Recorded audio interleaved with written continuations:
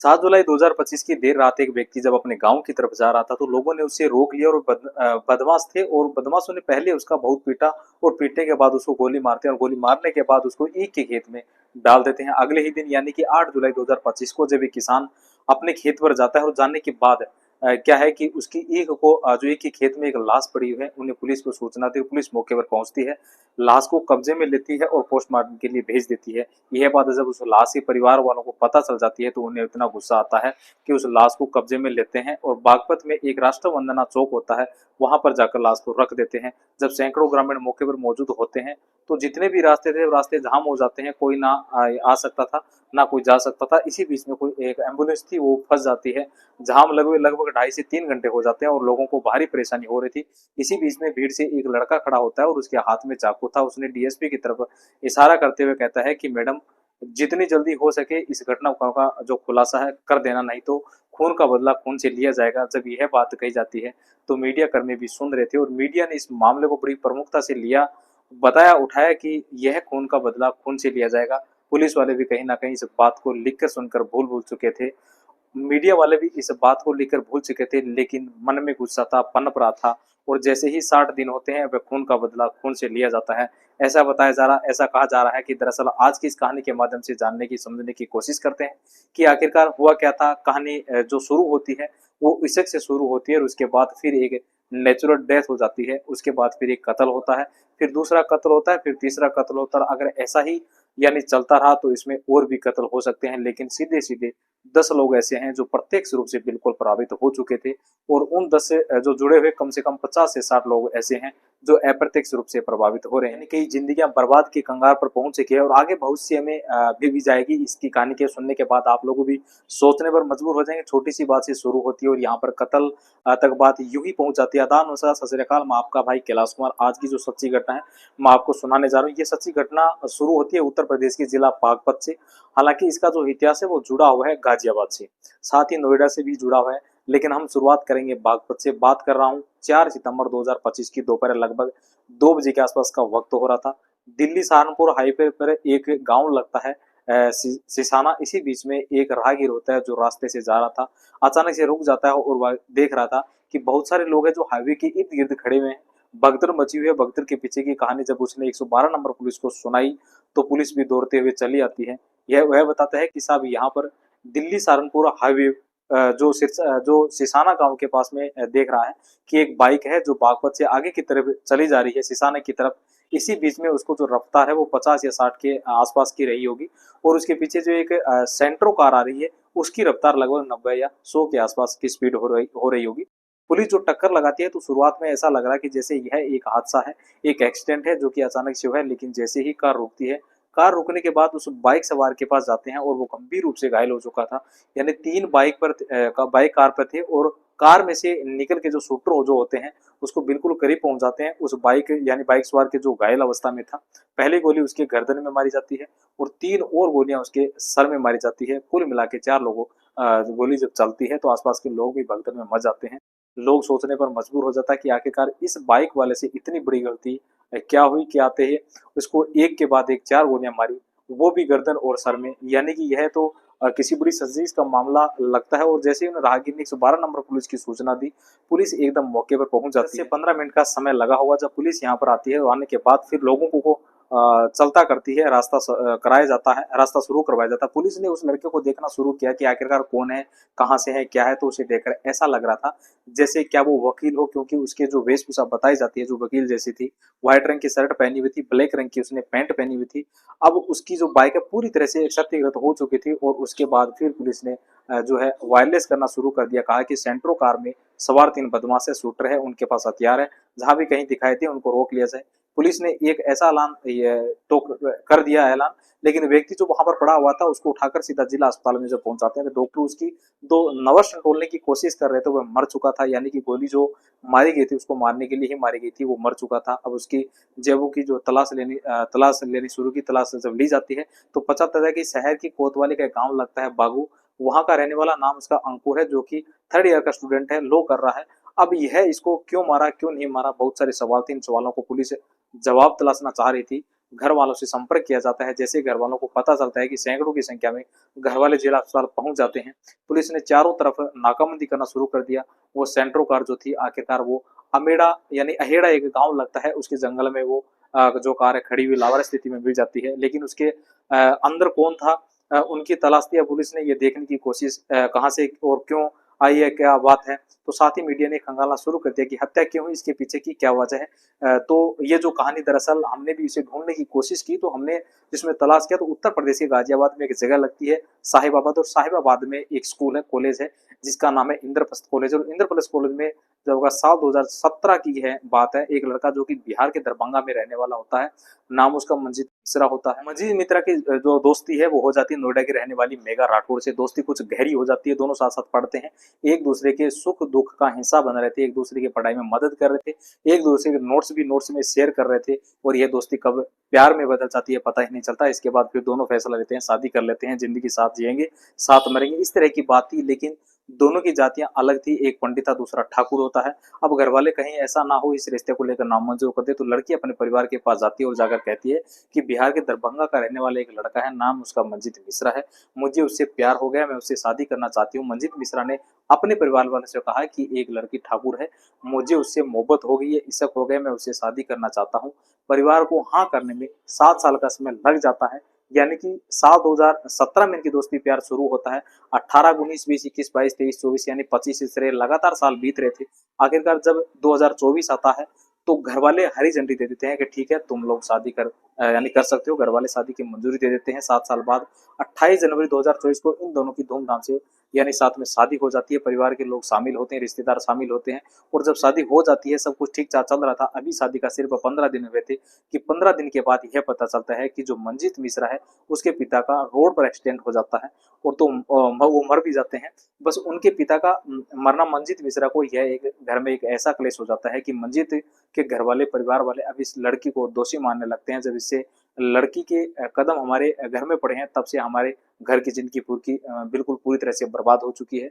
यह आते ही अपने ससुर को खा चुकी है। बस इतना था कि रोज रोज की कलह होना शुरू हो जाती है। मंजीत मिश्रा ने कभी भी अपनी पत्नी का सपोर्ट नहीं किया, खास पे सपोर्ट करता ही नहीं कि यह एक नेचुरल था। रोड पर किसी की गलती रही हो, किसी की नहीं, तो उसने ऐसी कोई बातचीत नहीं करी होगी। कारण था इन पत्नी और पत्नी के बीच में शादी के महज 15 दिन के बाद विवाद शुरू हो जाता है। जो यह लड़का है इसको बैंक में नौकरी लग जाती है। यह जो बैंक का नाम है आर्यवर्त बैंक में, यहाँ डाटा मैनेजर के तौर पर काम कर रहा था मंजीत मिश्रा, और यहाँ पर वसंतरा के गाजियाबाद में रहना शुरू कर देते। अपनी पत्नी के साथ सब कुछ ठीक ठाक चल रहा था। लेकिन जब से पत्नी जैसे ही इनके पिता खत्म हो जाते हैं, मारे जाते हैं, तब ये पति पत्नी आपस में विवाद होने लगता है। वक्त आगे बढ़ता है, जैसे वक्त आगे बढ़ रहा था तो रोज बुरा भला कहते थे। इसे लगता है कि इसे मायके छोड़ दूं तो शायद यह कुछ दिन के लिए मामला शांत हो जाएगा। लेकिन उसके मायके छोड़ने को सिर्फ एक ही वजह थी कि वह उससे पीछा छुड़ाना चाहता था, क्योंकि वो अब इस कलेश को, अब इससे अशुभ लड़की को अपने घर पर नहीं रखना चाहता था। क्योंकि उसके यहाँ आने से जो कुनेट हो चुकी थी, 20 जून 2024 को इस लड़की को छोड़कर आ जाता है, फिर वापस लाने की सोचता नहीं है।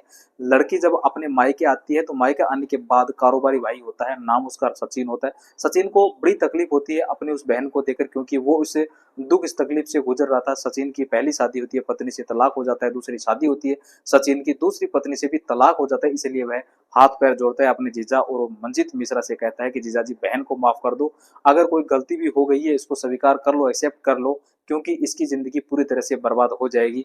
क्योंकि मैं 2 झटके देख चुका हूँ, आप इस रिश्ते को तोड़ने की कोशिश मत करो। उसने तमाम कोशिशें की, तमाम रिक्वेस्ट भी की, लेकिन उसका जो जीजा था वह भी मानने के लिए तैयार नहीं था। बात बढ़ जाती है, वह कोर्ट चला जाता है और कोर्ट में एक वाद यानी दायर कर देता है, और ये आरोप लगता है कि उसकी बहन का परेशान किया जा रहा है। जो वजह बताई जा रही है वह वजह उस हिसाब से पुलिस या कोर्ट जो भी मामले की जांच पड़ताल करता। लेकिन इससे पहले ही सचिन के मामले में कोर्ट कुछ आदेश देता, यानी कुछ होता, यह मंजीत मिश्रा की यानी पहुंच जाता है गाजियाबाद के इंदरपुर थाने में 19 अगस्त 2024 को, और जाकर कहता है कि साहब मेरी जान को खतरा है, मेरा साला मुझे जान से मार दे, मेरी जान बचा लो। जब वो लगातार इस तरह की बात कर रहा था, पुलिस इस मामले की जांच पड़ताल करना शुरू कर देती है। अब इसमें जो जांच पड़ताल करना शुरू कर देते हैं, अब दोनों में कहीं ना कहीं जो है दो फड़ हो चुके थे। पहले जो इनमें 63 का आंकड़ा था, 63 का आंकड़ा, 36 का आंकड़ा था, बन चुका था। यानी कि अब जो एक दूसरे से जो मेरा और जो मंजीत मिलना ही नहीं चाहते थे, अब सचिन की कोशिशें नाकाम हो जाती है। सचिन को गुस्सा आता है और अपनी बहन की एक तरफ से बेवा के रूप में देखना पसंद नहीं कर रहा था। उसने अपने दोस्त से बातचीत की, उसने एक व्यक्ति होता है जिसका नाम प्रवीण होता है। प्रवीण से कहता है कि भाई मेरी बहन परेशान हो चुकी है, लव मैरिज की थी एक लड़के से, लेकिन वो उसका साथ नहीं दे रहा है, करूँ तो क्या करूँ? तभी मशवरा सलाह दिया जाता है और उसको रास्ते में से हटा दे तो कैसा रहेगा।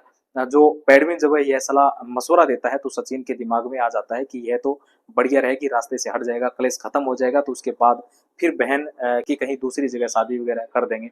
15 लाख में यह बात तय कर ली जाती है और उस रास्ते को हटाने की यानी कि उसको कत्ल करने के लिए 15 लाख जब प्रवीण की बात तय हो जाती है तो दिसंबर 2024 में 5 लाख रुपए एडवांस दे दिए जाते हैं, यह कहते हुए कि भाई जितनी जल्दी हो सके काम कर दो। अब प्रवीण ने बागपत में ही रहने वाला, बागपत का एक बागू गांव होता है, वहां का एक नेशनल प्लेयर था कुश्ती का, उनका नाम होता है रामवीर उर्फ भूरा, उसमें संपर्क किया जाता है। साथ ही एक दूधिया होता है, उसका दूधिया का जिसका नाम होता है विपिन उर्फ गोदू, उससे भी संपर्क किया जाता है।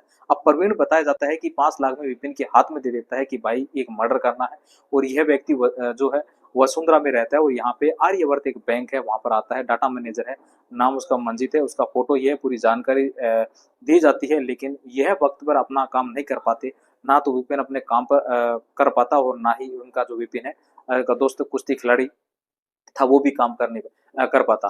प्रवीण को जल्दी थी उस प्रेशर में नहीं बन पाता, तो पहले से ही बात यह तय कर चुका था कि उसने कहा कि ठीक है पैसे तो यहाँ से आ ही जाएंगे। तो नए 2 शूटर तैयार हो तो नए 2 शूटरों को से कहता है कि भाई ये मंजीत है, इसको मारना है। इसके लिए प्लानिंग हो जाती है और तारीख तय कर ली जाती है, और तारीख थी आपकी 21 फरवरी 2025 को ग्रेटर नोएडा का एक जो कोतवाली लगती है उसी के इलाके में आता है, डी पार्क, और डी पार्क के पास की बात है जब पुलिस ने 100 से ज्यादा सीसीटीवी कैमरे खंगाले तो उसमें पता चलता है कि एक व्यक्ति है जो कार में जा रहा है और बाइक पर एक दो व्यक्ति हैं जो जा रहे हैं, वो बार बार उस कार के आगे पीछे दाएं बाएं इस तरह से कर रहे थे। हालात तब खराब हो जाती है जब वह जानबूझकर कार में टक्कर मार देते हैं। कार वाले को गुस्सा आता है, कार से मंजीत मिश्रा बैठा होता है जो कि डाटा बैंक मैनेजर होता है, वह गुस्से में उतरता है। जैसे ही उतरता है तो वो शूटर गोली मारकर उसकी हत्या कर देते हैं। पुलिस जब सीसीटीवी कैमरे के माध्यम से आखिरकार शूटर तक पहुंचती है, शूटर के बाद फिर प्रवीण तक पहुंचती है और प्रवीण से फिर सचिन तक पहुंचती है, और सचिन का पता चलता है कि सचिन जो उसका साला था उसके अपनी बहन की बेइज्जती का बदला लेने के लिए अपने ही जीजा की हत्या करा दी थी। पुलिस इन्हें गिरफ्तार करती है और गिरफ्तार करने के बाद इनको जेल भेज देती है। लेकिन जो पहले 5 लाख दिसंबर 2024 में दिए थे विपिन और गोदू को, तो यह पैसे ना तो उसमें वापस किए और ना ही अपने दूसरे जो साथी होता है रामवीर उर्फ भूरा उसमें बंटवारा किया।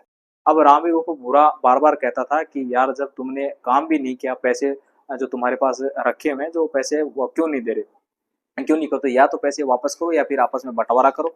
उनसे कहा कि 1 लाख रुपए तो खर्च हो चुके हैं, बोले चलो कोई बात नहीं, 1 लाख खर्च हो चुके हैं तो एक काम करो, बाकी जो बचे हो, तो इस बात को लेकर इन दोनों में आपस में दोस्तों दोस्तों की कहासुनी शुरू हो जाती है। एक जो था वो दूध का काम करता था, जो शहर में जाता है, इधर-उधर दूध बेचता है, बेचकर रोज़ शाम वापस घर अपने पहुँच जाता है, और यह तारीख थी 7 जुलाई 2025 की रात लगभग 11 बजे के आसपास का अचानक से फ़ोन पहुँचता है। जब फ़ोन पहुँचता है तो ये जो होता है विपिन उर्फ गोदू, आखिरकार उस फ़ोन के बाद पता चलता है, और यह इलाका था गाँव हमीबाबाद जो कि बागपत सिटी का कोतवाली क्षेत्र गाँव लगता है। वहाँ यानी टवेल के पास इसके साथ बातचीत होती है, कई साथी रहे होंगे। वो शूटर मारने वाले, हत्या करने वाले इस विपिन को बहुत बुरी तरह से मारा जाता है, पीटा जाता है, और मारपीट करने के बाद 2 गोली मारी जाती है और मारकर उसकी हत्या कर देते हैं। यानी 12वीं जो पास में ही यानी हाई खेत में था वो फेंक देते हैं, और बाईपास सॉरी, तो खेत जितेंद्र राजेंद्र का, तो अगले ही दिन सुबह यानी कि 8 जुलाई 2025 राजेंद्र का छोटा भाई जिसका नाम देवेंद्र होता है, वो खेत पर काम करने के लिए गया था, और जैसे ही जो बाईपास खेत में जो ब्लेड मिलता है उसके पीछे जो है करना शुरू किया तो पीछे पहुंच जाता है और वो लाश तक पहुंच जाता है। आखिरकार वो पुलिस को सूचना देता है कि साहब हमारे खेत में एक लाश पड़ी हुई है, आप आ जाइए। पुलिस जैसे ही लाश की सूचना पर वहां पर मौके पर पहुंचती है, यहाँ आने के बाद फिर घर वाले परिवार वाले इस लाश को कब्जे में लेकर ये राष्ट्र वंदना चौक होता है बागपत का, वहां रखकर जाम लगा देते हैं, और इसी बीच में डीएसपी साहब के सामने एक ऐलान किया जाता है कि हम इस खून के बदला खून से लेंगे। 2 महीने यानी कि करीब 60 दिन बाद बीत जाते हैं। तारीख आती है 4 सितंबर 2025 की दोपहर लगभग 2 बजे के आसपास। अंकुर अंकुर जो होता है वो उसका भाई था रामवीर उर्फ भूरा का। हालांकि पुलिस ने रामवीर उर्फ भूरा को तो गिरफ्तार करके जेल भेज दिया जाता है, लेकिन विपिन की हत्या में लेकिन जब ऐलान कर दिया था कि खून का बदला खून से लेना है, तो इस विपिन की हत्या से गुस्सा है, और घर वालों ने, परिवार वालों ने, ऐसा भी पुलिस कह रही है कि हालांकि अभी यह पुलिस ने क्लियर नहीं किया, ऐसा माना जा रहा है कि यह जो अंकुर की हत्या हुई है, जो हाईवे पर उसे 4 गोली मारी गई है, उस गोली मारने के कहीं ना कहीं वो पुराना जो केस था जिसमें पुरानी सुपारी के पैसे का लेन देन का मसला था, उसी में यह हत्या हुई है। हालांकि पुलिस ने अभी इस बात का जो है डिस्क्लोज नहीं किया है, लेकिन जब हमने ढूंढने की कोशिश की, तलाश करने की कोशिश की तो पहले से जो मंजीत था, मंजीत के पिता यानी असमय की मौत हो जाती है रोड एक्सीडेंट में और उसके बाद फिर मंजीत को मरवाया जाता है। मंजीत के बाद फिर यह विपिन मारा जाता है और विपिन के बाद फिर अंकुर मारा जाता है। इस तरह से 3 तो कत्ल होते हैं। एक नेचुरल डेथ हो जाती है, 4 लोग तो इसमें सीधे-सीधे मारे जाते हैं, 2 शूटर पहले और 2 यानी भूरा और विपिन ये 4 लोग चले हो जाते हैं। सचिन और प्रवीण इस तरह से कुल मिला के जो संख्या बढ़ जाती है वो लगभग 10 के आसपास इसमें जो अंकुर को मारने में भी 3 लोग आए थे, जो 10 लोग सीधे-सीधे प्रत्यक्ष रूप से प्रभावित हुए। बाकी इनसे जुड़े हुए इनके परिवार, माँ-बाप, भाई-बहन, दोस्त, रिश्तेदार कितने लोगों को ना जाने कब तक सफ़र करना पड़ेगा, सहज ही अंदाज़ा लगाया जा सकता है। काश कि इस मंजीत मिश्रा के परिवार ने उस लड़की को अशुभ ना कहा होता, ऐसा ना कहा होता तो शायद यह इतने कत्ल की कहानियाँ लिखी नहीं जाती। दोस्तों इस पूरे घटनाक्रम को सुनाने का उद्देश्य किसी को परेशान करना नहीं है, किसी का दिल दुखाना नहीं है, बल्कि आपको जागरूक करना, आपको सचेत करना है, आपको बताना है कि गुस्से में उठाए गए कदम हमेशा नुकसानदायक होते हैं। इसलिए कोई भी कदम उठाने से पहले सोचना चाहिए, विचार करना चाहिए। काश सचिन ने भी अपने जीजा की अगर हत्या ना कराई होती तो यह भी कहानी इतनी आगे ना बढ़ती। सोनभद्र के रहने वाले अंकुर मौर्य आज उनका जन्मदिन है और आपके दिल्ली के रहने वाले परवीन भाई इनका भी आज जन्मदिन है। इन दोनों के जन्मदिन की ढेर सारी शुभकामनाएं। जय हिंद, जय भारत।